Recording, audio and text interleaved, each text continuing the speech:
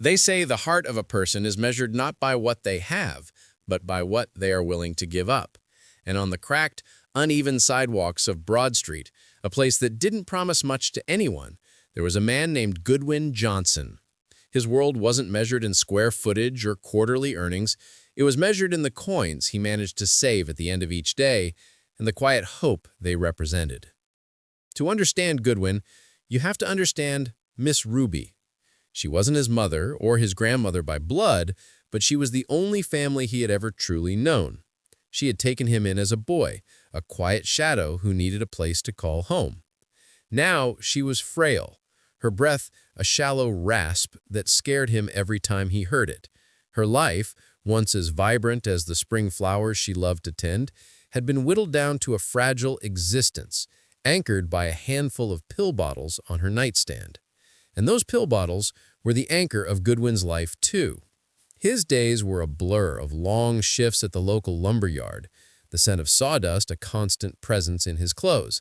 He would work until his hands were raw and his back ached, the kind of ache that seeps into your bones and doesn't leave.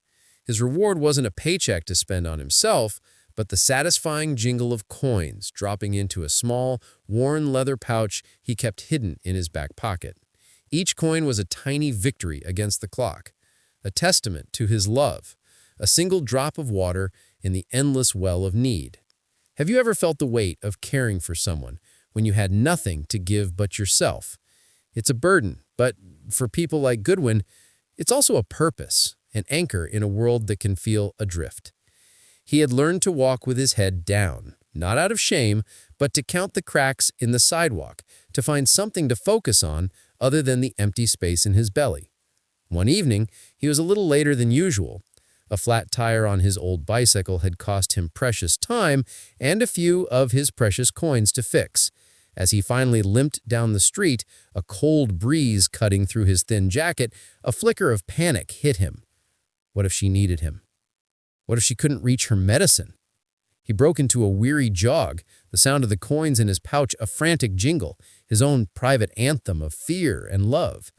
He found her exactly where he had left her, in her worn armchair by the window, a faded quilt pulled up to her chin. She was asleep, her breathing shallow but steady. He knelt beside her, his hands gently taking her thin, warm hand in his. The sight of her, so fragile, so vulnerable, filled him with a surge of a feeling that was a mixture of fierce protectiveness and overwhelming sadness. He couldn't fail. He wouldn't. He tiptoed into the kitchen and poured the day's collection of coins onto the worn wooden table. Pennies, nickels, dimes, and a single, hard-earned quarter. He counted them one by one, a small ritual of hope. The total was a little more than yesterday, a little less than the day before. It was never enough. Not yet. He had a calendar on the wall and a large red circle around the 1st of next month, the day she would need a new prescription. It felt like a mountain he was trying to climb with his bare hands. This is a story about struggle, about the silent fights people face every day just to keep a loved one safe. We've all seen struggles like this, a battle fought alone in the dark. We believe no one should have to fight alone. Subscribe if you feel the same way.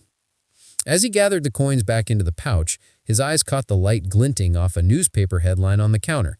He hadn't bothered to read it. It was days old, left behind by the neighbor. But something in the large, bold font of the main story caught his eye. It was about a wealthy real estate mogul from Charlotte who was starting a massive new project, a charitable initiative to revitalize a neighborhood in Greenville. A name, Victor Langston, was printed in large letters below the headline. He barely paid it any mind. It was a world away from his quiet, desperate reality. He tucked the paper aside, his mind solely focused on the coins, on Miss Ruby. He went back to her side, pulling the quilt up a little higher, a silent promise on his lips. He didn't know it yet, but the newspaper he had just glanced at held the key to his struggles, the key that could solve all of his problems and at the same time unleash a force more dangerous than his quiet daily struggle. In a town where the line between giving and taking was razor thin, a place like Louie's Diner was a sanctuary. The air inside was thick with the scent of fried chicken and buttery biscuits, a symphony of comfort food that could make a person's stomach growl with anticipation. For Goodwin Johnson, that cent was both a promise and a torment. He stood in line, a worn $5 bill clutched so tightly in his palm it was nearly a wrinkle. This wasn't just money. It was the last hope for a full belly he'd had in days. It was a trade-off, a single, meager meal for himself or another few days of empty sacrifice for Miss Ruby. The hunger was a constant, low-grade ache, but tonight it felt like a beast demanding to be fed. The neon glow from the open sign in the window cast a red halo on the cracked glass, a beacon calling to anyone desperate for a moment of peace. As he moved up the line, the clinking of plates and the cheerful shouts of the cooks were a symphony of everything he couldn't have. He saw a few familiar faces, a trucker laughing over a cup of coffee, a young couple sharing a milkshake with 2 straws, and for a moment he felt a pang of loneliness. But the thought of Miss Ruby, her small, frail hand in his, was an anchor. And then he saw them. In a corner booth tucked away from the main bustle sat an elderly couple. Their plates were empty, their hands clasped together on the tabletop, and their faces were a map of quiet despair. The waitress leaned in, her voice low, and shook her head. They couldn't cover the bill. Their shoulders slumped, a silent surrender to a hardship that had become too heavy to carry. Goodwin knew that feeling. He saw his own struggles reflected in their tired eyes, that desperate, hollow ache that comes with knowing there is nothing more you can do. The choice he was about to make felt impossible, a choice between his own survival and a simple act of empathy. His stomach tightened, a protest against his conscience. But the choice was already made. Without a second thought, without a moment of hesitation, he stepped out of line. The $5 bill felt like a lead weight in his pocket, but he walked over to their table, his heart thrumming with a quiet resolution. He didn't say a word. He simply laid the bill on their table, right beside their clasped hands. The couple looked up at him, their eyes wide with a mixture of shock and disbelief, as if he had just performed a miracle. They stared at the money, then at him, a simple young man with weary eyes and a quiet dignity. Goodwin smiled, a small, genuine smile that didn't reach his own stomach. He said, "Go on. You need it more than I do." He turned and walked out, leaving the vibrant, food-scented sanctuary of the diner behind, his stomach empty, but his spirit full. He had no idea this small sacrifice would set off a chain of events no one saw coming. He thought he was just helping 2 strangers. He had no idea the real cost of that $5 bill or the danger waiting outside that diner. He was a good man doing the right thing, and that made him a target. Subscribe so you don't miss what came next. Goodwin went home hungry, the cold night air a sharp reminder of his sacrifice. He lay in his bed, the familiar growl in his stomach a lullaby he had learned to live with. He had done a good thing. He had helped someone. That was enough. He didn't know that the elderly couple, Harold and Margaret, were not who they appeared to be. They had staged their hunger, not out of need, but as bait, a test. They were searching for a soul pure enough to catch the attention of a powerful man. And the next morning, the knock on the door came. It was a knock that didn't belong on Broad Street, a knock that sounded like a verdict. A man in a tailored suit stood on his porch, his polished shoes a stark contrast to the cracked concrete beneath them. He introduced himself as Victor Langston, a real estate mogul with a proposition. And just like that, Goodwin's small act of kindness had opened a door to a decades-old game of betrayal, greed, and a secret that had been buried in the very foundations of his town. The kind of secret that leaves scars, the kind of secret that brings millionaires to your doorstep. He had no way of knowing he had just become a pawn in a game that was much bigger than himself. A small-town kindness had pulled him into a web of buried secrets and unresolved tensions.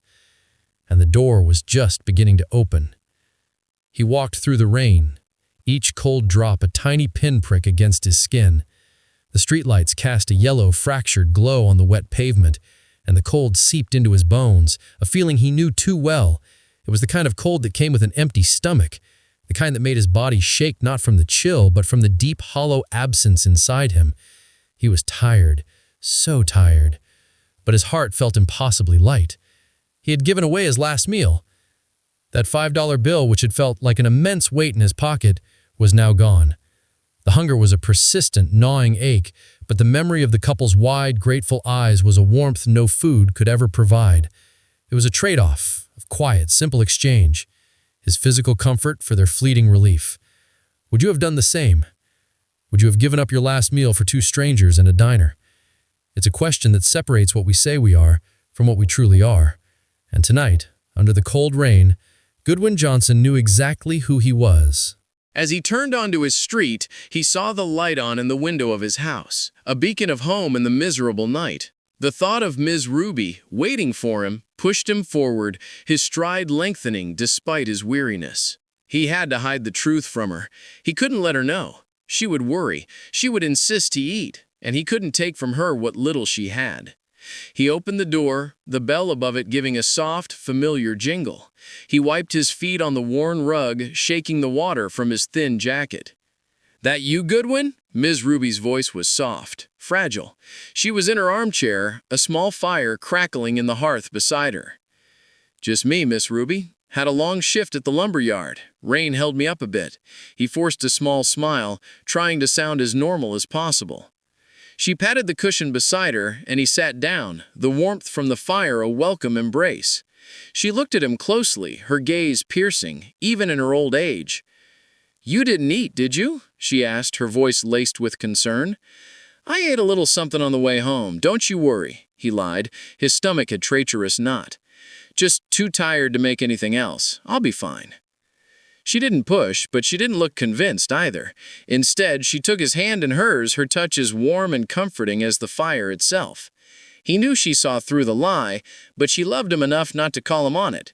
That was just another kind of silent sacrifice. But while Goodwin thought his act was a private affair, something that had ended the moment he walked out of the diner, the story had already taken on its own life.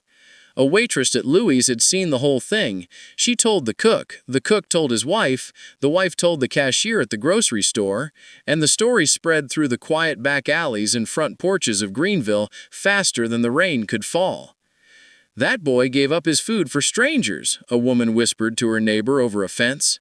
"Heard he was hungry, too," a man murmured to a friend at the coffee shop. The whispers carried a mix of awe and disbelief. Some said it was a miracle, proof of a pure heart in a cynical world. Others were suspicious. What kind of person gives away their last meal? What were they hiding? It was the kind of story that seemed too good to be true, and in a place like Greenville, the truth was almost always tangled in something much darker. This is a story about how a single act of kindness can ripple outward, affecting lives you don't even know exist. And if you're still not subscribing, you have to ask yourself, why? What's holding you back from a community that believes in goodness? If you still wouldn't subscribe, drop a comment, what's holding you back? The whispers found their way to the ears of a man who was already watching, a man who had been searching for someone just like Goodwin, someone with a pure heart and a desperate need. And as Goodwin finally drifted off to sleep, his stomach a dull ache, the phone rang in Victor Langston's sleek Charlotte office. The game had just begun, and the first pawn was already in place. Morning on Broad Street didn't come with the vibrant promise of new beginnings. It came with the familiar clatter of a coffee pot, the low murmur of the morning news from a neighbor's window, and the comforting creak of the floorboards beneath Goodwin's feet. He woke to the faint light filtering through the window. The cold from the previous night was now just a distant ache in his stomach. He was back in his own world, a world where hunger was a common adversary, but at least he knew the rules of the fight. But some rules are meant to be broken. The knock on the door was not the knock of a neighbor. It wasn't a quick, friendly series of raps. It was a single, firm, deliberate sound, a knock that didn't belong on a street where you could hear the whispers of your neighbors through the walls. It was a sound that said, "I am here for a purpose." Goodwin hesitated for a moment, a prickle of unease on his neck. He peered through the blinds, his breath hitching in his chest. Standing on his porch was a man who looked like he had stepped out of a magazine. He was tall, dressed in a tailored gray suit that fit him like a second skin, and his shoes were polished to a mirror-like gleam. Everything about him, from his meticulously styled hair to his impassive, cool eyes, seemed impossibly out of place. He was a symbol of a world that Goodwin had only seen on a television screen. Goodwin opened the door, a slow, hesitant motion. The man smiled, but the smile didn't reach his eyes. "Goodwin Johnson?" he asked, his voice smooth and clear. Goodwin simply nodded, his mind racing. Who was this? What did he want? He thought of the empty look on the faces of the couple he had helped at the diner, and a sudden cold wave of fear washed over him. Had he done something wrong? "I'm Victor Langston. I'm a real estate mogul from Charlotte." He paused, letting the words hang in the air, allowing his name to register with the full weight of its importance. "I heard about what you did for that couple at Louie's Diner. A simple act of kindness," they said. Goodwin's heart hammered against his ribs. The whispers had traveled further than he could have ever imagined. He waited for the offer of money, the thank you, the reward that would make his life easier. But Victor's next words froze the air between them. "You remind me of someone I buried." The smile on Victor's face never faltered, but his eyes were filled with a cold, unsettling intensity. Goodwin could only stare, dumbfounded. He had been expecting a benefactor, not a grim riddle. The air suddenly felt thinner, colder. The warmth of the morning sun seemed to vanish. Who exactly did Goodwin remind him of, and what exactly was he buried under? Victor, seeing the confusion in Goodwin's eyes, continued, his voice taking on a new, more sinister tone. "Decades ago, my father, a man of great ambition, was targeted by a small town here. A simple trial, they called it. But a young man, a boy not much older than you, gave a single piece of testimony. A lie, I believe. That testimony sealed my father's fate, and he died in a jail cell. This town, Goodwin, owed me something, and I have spent my life waiting to collect." The story was like a punch to the gut, a bizarre non sequitur that had nothing to do with the simple act of kindness in the diner. Goodwin had stepped into a world of long-held grudges and dark history. He had walked out of the light and into a shadow he didn't even know existed. Victor looked at him, his gaze unwavering. "Seeing your act of selflessness, your quiet kindness, it gave me an idea. A way to set the record straight." He reached into his jacket pocket and pulled out a business card, crisp and stark against the morning light. "I can offer you a scholarship, a job, a chance to leave this street, this town, this life behind, but only if you agree to help me finish what my father started." He never saw the danger coming, the hidden price tag attached to the scholarship, and most people don't. They see the promise of a better life, not the trap. Subscribe so you're not blindsided by what's waiting in the shadows. As the screen fades to black, the lingering question hangs in the air. What is the cost of Victor's offer? What does he want Goodwin to help him do? And what kind of truth has been buried in the heart of Greenville, that it would require a boy's kind heart to dig it up? The pawn had been found, the first move had been made, and the game, a game for far higher stakes than a few coins and an empty stomach, had only just begun. The silence on the porch was deafening, the air thick with unspoken history. Victor's words, "You remind me of someone I buried," hung in the cold morning air like a funeral bell. Goodwin could only stare at the man, his mind reeling. He had walked out of the diner believing his simple act of kindness was the end of a story, only to discover it was the first sentence of a much older, darker tale. Victor smiled a humorless smile, as if enjoying Goodwin's bewilderment.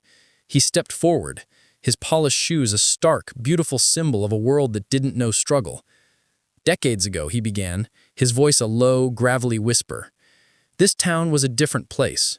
It was a place of secrets, and my father was a man who tried to expose them. He believed in progress, in justice, but the town had other plans. There was a trial, a racially charged case. The verdict was rigged, but it was a boy, no older than you, who provided the testimony that put my father away. A lie, a single damning lie that sealed his fate." He paused, his eyes fixed on Goodwin's. "He died in a jail cell, and the boy who testified? He vanished. Just disappeared. This town let him. And this town let my father die." The story wasn't just a simple recounting of the past. It was a ghost from a time everyone in Greenville had tried to forget.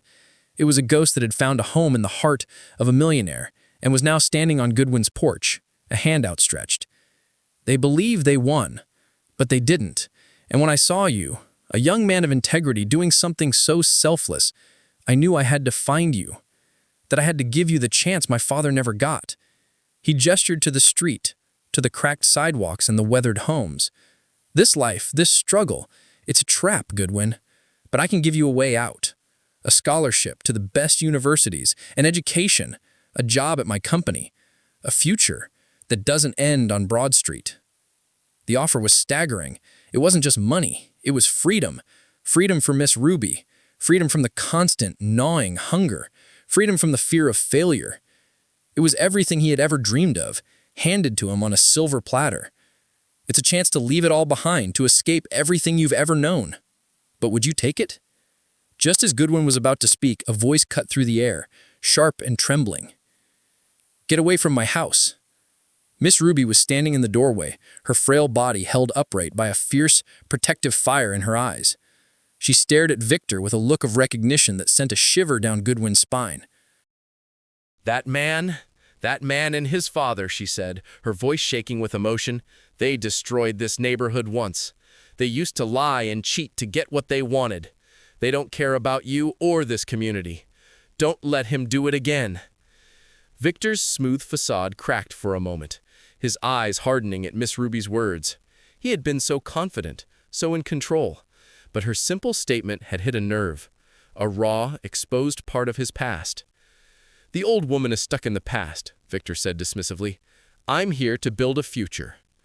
The two stood in a silent standoff, a powerful mogul and a frail old woman, with Goodwin caught in the middle. Victor's offer was a beacon of hope, but Miss Ruby's warning was a stark reminder of a darker truth.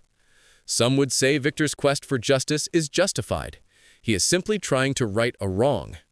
Others would call it pure, unadulterated revenge. What do you think? This is where choices define destiny. Every decision Goodwin makes now will either pull him into a bright new future or trap him in the same dark past his community has been trying to escape for decades. He is a pawn on a chessboard, and he is just beginning to understand the stakes. Subscribe if you'd want to know how it ends. Don't be left behind. Goodwin was left alone on the porch, holding Victor's business card. It was a lifeline. But what was the cost? Was he a pawn in a game of revenge, or a beacon of hope for his family? The answer was a mystery, buried in the past of a town that had forgotten to forgive. The business card felt like a fever in Goodwin's hand. It was an invitation to a new world, a ticket out of the endless cycle of hunger and sacrifice. But it was also a warning, a piece of a puzzle he didn't understand. He sat at his kitchen table, the paper thin and cold, and his mind replayed the chilling words from Victor Langston and the trembling warning from Miss Ruby. He was caught between a promise of salvation and the memory of a ghost. The world, which had seemed so simple just yesterday, was now a chessboard, and he was nothing more than a pawn. He thought he was the hero of a simple moral story, a hungry young man who gave his last meal to two people in need. It was a beautiful narrative. But what if the story was never about him at all? What if it was about them? The elderly couple at Louie's diner, Harold and Margaret. This is the first truth that was hidden in plain sight. The hunger in their eyes that night wasn't real. Their desperation wasn't a product of poverty. It was a performance. They had staged their hunger not out of need, but as a test. They had enough money to buy food. They had been in that diner night after night for weeks, watching, waiting. They weren't looking for a handout. They were looking for a soul, a pure-hearted soul that could be used as bait. They were the siblings of a man who had vanished from Greenville after the trial decades ago. They believed their brother hadn't disappeared by choice. He had been silenced. And they believed that Victor Langston, the man with the polished shoes and the cold smile, had a part to play in it all. They knew Victor would return to Greenville one day, but they needed a way to get his attention. They needed a symbol of the town's buried decency, a light to draw a moth to a flame. And they found that light in a hungry young man named Goodwin Johnson. The simple act of kindness was a key, a quiet password that opened the door to a conspiracy that had been simmering for a lifetime. Goodwin's sacrifice wasn't just a random act of charity. It was the final critical piece of a plan that had been decades in the making. He was the chosen one, not because of a grand destiny, but because he was a good person in a place that had lost its goodness a long time ago. He was the perfect bait. They used his kindness against him, his love for Miss Ruby as a leverage point. Was their action justifiable? Was it brilliant? Or was it a cruel, manipulative act that made them no better than the very man they were trying to expose? Were they wrong to test him, or was it brilliant? Goodwin had no way of knowing any of this. All he knew was the weight of the business card and the chilling echo of Miss Ruby's warning. He was an unwilling player in a game of ghosts, greed, and broken promises. He had thought he was the biggest threat to his family was hunger. But he was about to learn that some hungers are far more dangerous than others. And the next move was about to be made. He thought the knock had come from Victor Langston, but he was wrong. Truth hides in plain sight. Subscribe before the next twist hits. The business card was a physical manifestation of a choice that felt impossible. In Goodwin's left hand, it was a lifeline, a ticket out of the endless cycle of struggle and sacrifice. But in his right, it was a ghost of a past he didn't understand, a past his family had warned him against. He sat at his kitchen table, the silence in the house amplifying the storm raging inside his mind. He was no longer just a young man caring for a loved one. He was the center of a moral earthquake, caught between two worlds he never knew existed. He needed advice, someone outside the conflict. He found solace at the small community center, a place of worn furniture and familiar faces. He sat across from Big Wyke, a man with a booming laugh and an even bigger heart. Beside him was Sandy, a quiet woman who ran the local charity kitchen. They were the anchors of Broad Street, the people who knew the weight of every sacrifice made there. Goodwin didn't mention Victor Langston by name, only spoke in hypotheticals. "What," he began, "someone offered you everything, a way out of all your problems, money for family. But the person making the offer, they had a bad history with this neighborhood, a very bad history." Big Mike's laugh died on his lips. He leaned forward, his elbows on the table. "Son," he said, his voice dropping to a low rumble, "promises from outside never come free. They come with a price. They don't see us as people. They see us as a project, a land to be developed, a past to be paved over." Sandy nodded solemnly. "The money might solve your problems now," she said quietly, "but what if it creates new ones for everyone else? What if you help them hurt the place you love?" Their words were heavy, honest. They weren't talking about money. They were talking about soul, about loyalty, about the unspoken code of a community that had nothing but each other. They made him see that Victor's offer wasn't a gift. It was a test of his values. His mind swam. The hunger was still there, but now it was a different kind. A hunger for a solution, a way to make it all right. If you had the chance to leave everything and everyone you know behind for a life of comfort and security, would you take it? It's a choice that defines who you are. The dilemma was already torturous, and then it became impossible. He returned home to a sound that he had learned to fear more than anything else. A thin, rattling cough from Ms. Ruby's room. He rushed to her side, his heart a frantic drum against his ribs. She was feverish, her breathing shallow and labored. Her pill bottles were almost empty. He only had enough money for a few more days of medicine. His moral compass, which had been so clear just a few hours ago, shattered into 1,000 pieces. This wasn't about a choice anymore. It was about a life. Her life. The money was no longer a temptation. It was a necessity. Victor's offer, once a dangerous proposition, was now a potential salvation. The weight of his struggle, the constant fear of failure, had finally been weaponized. He stood in the hallway looking from the worn kitchen table to Ms. Ruby's closed door, feeling the full, devastating force of the situation. The world had gone from a quiet struggle to a high-stakes chess match. He had to make a move. He had to save her. We've all faced impossible choices. The kind that leave you paralyzed, wondering if there is any right answer. Subscribe if you've ever wished for a way out of a situation that felt too big to handle. That night, unable to sleep, Goodwin sat by Ms. Ruby's bed, listening to her quiet, labored breathing. He stared at the business card. He thought about Big Mike's words, about Sandy's. He thought about the whispers in the community, but most of all, he thought about the woman in the bed. Her life was on the line, and the man who held the key was a ghost from the town's darkest past. As the first light of dawn broke, he made his decision. He pulled his phone from his pocket, the digits on the card glowing faintly in the dim light. He had to do it. He had no other choice. His thumb hovered over the call button. He leaned in close to Ms. Ruby, his voice a low, broken whisper. "Maybe," he said, the words barely audible. "Leaving is the only way." The phone was in his hand, the business card was in the other. Goodwin had finally made his choice, a desperate, terrifying choice to ally himself with the powerful, mysterious Victor Langston. He had put his thumb on the call button, ready to save Ms. Ruby at any cost. But then the knock came. Not the deliberate, commanding knock of Victor.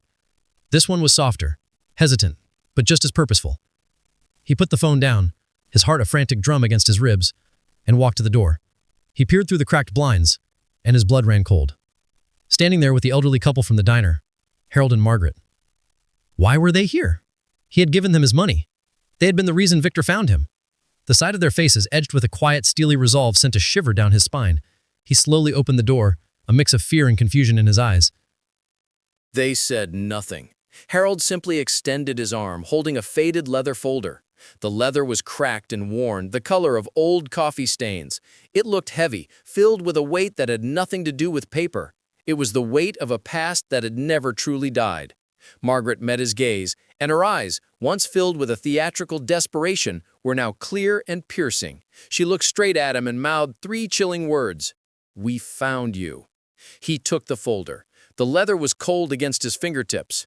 What's inside this folder could shatter everything Goodwin thought he knew about himself, about Victor Langston, about this town. What's inside could rewrite history itself, but not yet. We have to look at the story from a different angle first. They weren't just 2 strangers who had been helped by a good man. They weren't just the siblings of a vanished man. They were survivors of the trial's fallout. They had been waiting for someone to set the record straight. They had spent a lifetime hunting down the truth, collecting pieces of a puzzle that had been deliberately buried. And now they were handing it to the one person they believed could finally solve it. Goodwin opened the folder. The first thing he saw was a brittle, yellow newspaper clipping. The headline was almost unreadable, but the grainy photo beneath it was clear. It was the face of a young man, a boy no older than himself, the boy from Victor's story. But the article wasn't about him. It was about his brother, a respected community leader who was framed by Victor's father. As Goodwin flipped through the pages, the pieces of the puzzle began to fall into place. There were handwritten testimonies from witnesses who had never been called to the stand. There were grainy photos of Victor's father, not as a victim, but as a wealthy land developer in the act of paying off officials. There were legal documents that showed the entire trial was a sham, a means to an end. It wasn't a racial injustice, it was a land grab, a conspiracy to steal land from the town's residents and push them out. The boy's testimony was the only thing that could have stopped it. He was a witness to the corruption, not a liar. The truth was a slap in the face. Victor hadn't returned to set the record straight about his father's innocence. He had come back to continue his father's work, to finish the plan he had started decades ago. He was a wolf in sheep's clothing, using a story of tragedy and revenge as a shield to hide his true intentions.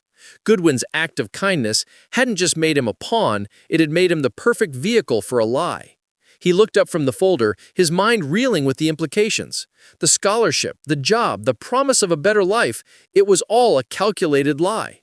It was a deal with the devil, and the price was his soul and the soul of his community.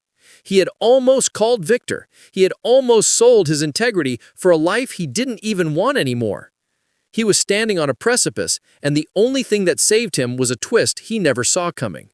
He had the truth. He had the power to expose Victor and his family's corrupt legacy. But that power came with an immense price. He was no longer a victim. He was a threat. Still not subscribed? Then drop a comment. Why would you walk away from this truth? As Goodwin stood on the porch, holding the evidence of a town's long-buried secret, the silence was broken by the sound of a car slowly pulling up to the curb. He looked up, his heart in his throat. It was a black sedan, the kind with tinted windows and a kind of quiet menace. And from a back window, a face stared back at him. It was Victor Langston. His eyes were cold, and on his lips was a smile that didn't hold an ounce of warmth. He lifted a single finger to his lips, a silent command. The game was no longer being played with whispers. It was being played in the open. And Goodwin had just made his first, most dangerous move. The door closed with a soft click.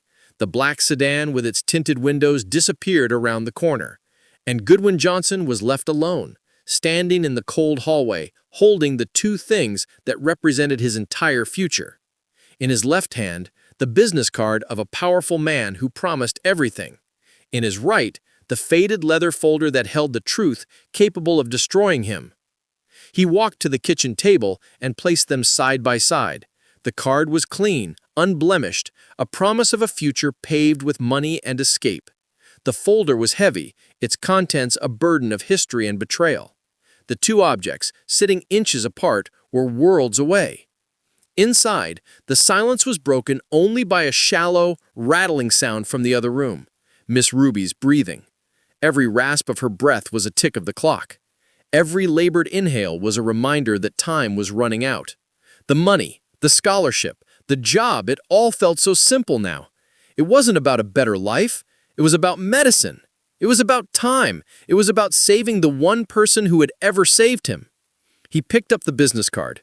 The name, Victor Langston, seemed to shimmer with possibility. He could make the call. He could say yes. He could have a signed check in his hands by this afternoon. He could get Miss Ruby the care she needed. He could pull her back from the edge of the world. He could live with the lie, hide the folder, and pretend he never knew. The weight of the truth felt unbearable, and the weight of his love for her was an overwhelming force. He picked up the folder. It was cold to the touch. He flipped it open. The pages filled with the faces of the betrayed, the words of the silenced. He saw the photos of the old trial, the smiling face of Victor's father as he shook hands with a corrupt judge. He saw the handwritten testimonies, the heartbreaking words of people who had lost their homes, their land, their livelihoods. These people, his community, had been betrayed, and here was the evidence. To expose this truth would be to risk everything, his life, his safety, and the one thing he needed most, the money for Miss Ruby. He looked back and forth, from the card to the folder, a choice between his family and his community, between a lie that could save a life and a truth that could end his. Would you risk everything for the truth, or would you take the way out? He heard another cough from the other room, a more violent, more desperate sound. He dropped the folder, the papers scattering across the table. He ran to Miss Ruby's side and saw her struggling for air, her chest rising and falling in sharp, desperate motions. He held her hand, his heart pounding in his chest. This was no longer a moral dilemma. This was a race, and the finish line was her life. He went back to the kitchen table, his mind a blur of panic and love. He picked up the business card.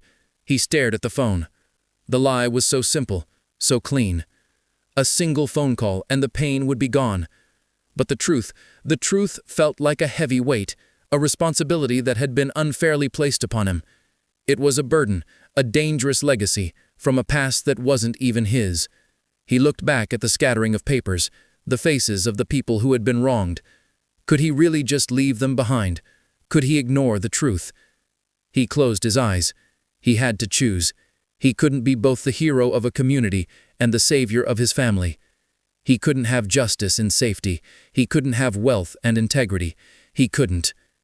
He picked up the phone. His thumb hovered over the digits. He opened his mouth, and a single, devastating whisper escaped his lips. I can't save both. Choices define us. Subscribe so you never miss how the hardest ones unfold. The phone was in his hand, a lifeline. The business card lay beside it, a promise of escape. Miss Ruby's labored breathing was a constant reminder of the ticking clock, and Goodwin's mind was reeling from the terrible truth he had uncovered.